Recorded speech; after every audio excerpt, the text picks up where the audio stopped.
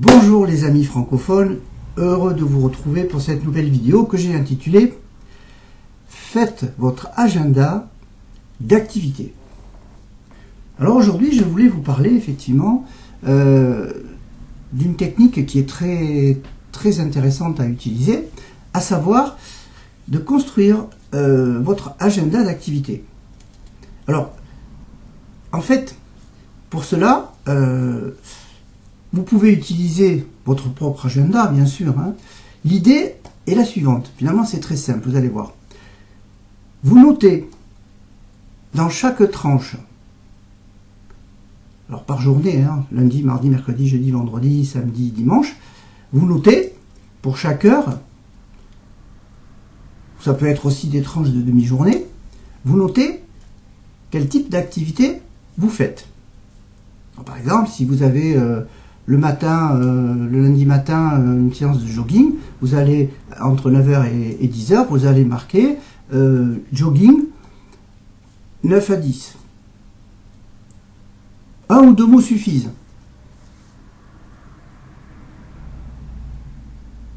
Vous allez faire ça donc pour tous les jours de la semaine et pour toutes les activités que vous allez faire, que vous avez prévu de faire.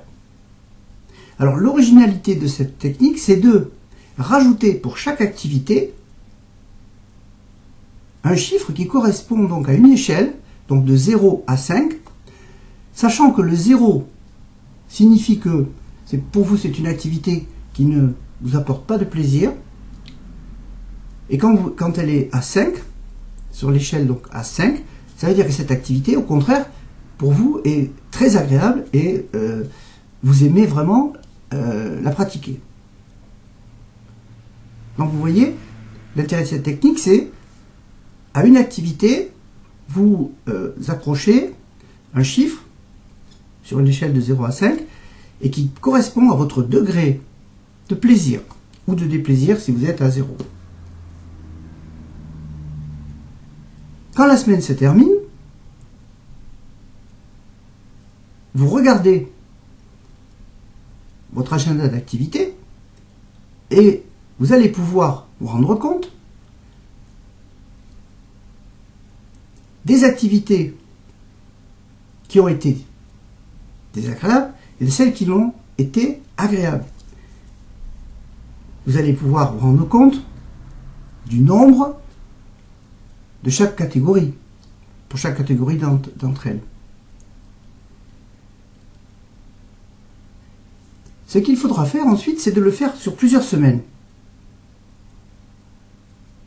Et en le faisant de cette manière sur plusieurs semaines, vous allez vous rendre compte que, assez naturellement, le nombre d'activités qui vous déplaisent devrait avoir diminué.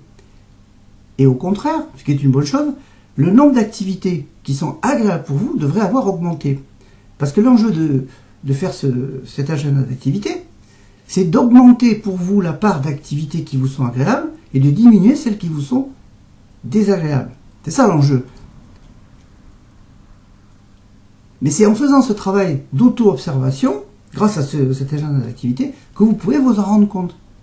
Parce que vous ferez ensuite un bilan a posteriori de ce que vous avez vécu dans la semaine, du vécu que vous avez eu de ces activités. Cela peut vous paraître contraignant, effectivement, mais au final, c'est comme ça que nous procédons tous. De manière assez naturelle, nous avons un agenda, papier ou sur un smartphone ou sur une tablette, et cet agenda nous sert un petit peu de balise pour notre semaine, voire notre mois. Mais là, la subtilité, c'est de rajouter un coefficient, je pourrais appeler ça, de plaisir, de déplaisir.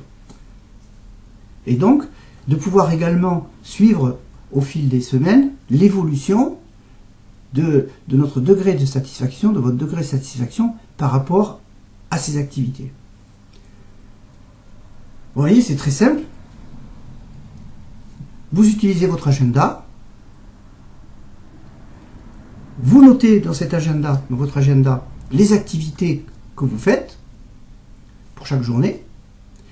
Vous prenez soin d'y ajouter un coefficient de plaisir ou de déplaisir quand vous êtes à 0, donc c'est une échelle de 0 à 5.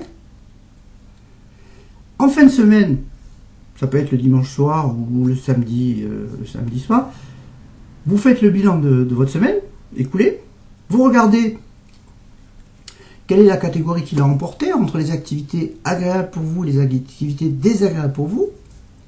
Vous faites cela sur plusieurs semaines et, comme je vous le disais, vous devriez constater une augmentation des activités qui sont agréables pour vous au bout de ces quelques semaines. Voilà, vous voyez, comme je le disais, c'est très simple. Je vous invite donc à mettre cela en place.